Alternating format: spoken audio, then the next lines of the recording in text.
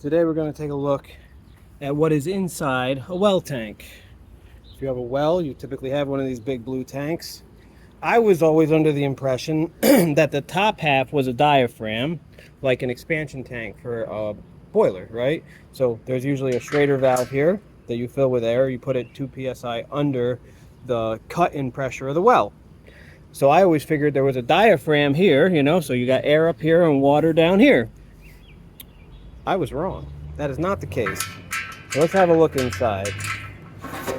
You take the case off and you see that there's actually the opposite. So a big steel case where the water goes, and you pressurize the tank, and the diaphragm actually holds the water. And we can see this one's popped a leak. So that allows the water and the air to mix. I just rigged this up so we can dump some air in it and see.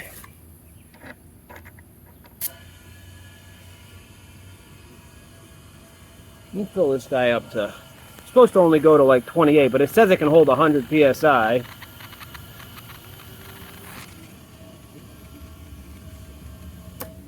That's a good amount. Now that looks like a defect. That's a hell of a leak.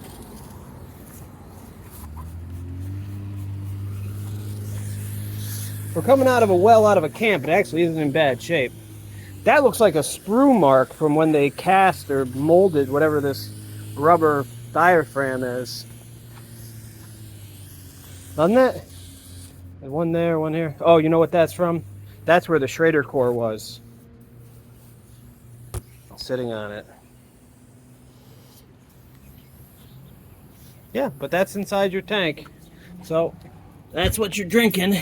This one's only about 15 years old and it looks really, really good. When the water drained out of it, it was all nice and clear. But that's also because the water's inside this diaphragm the whole time. But obviously it was leaking because it got rusty.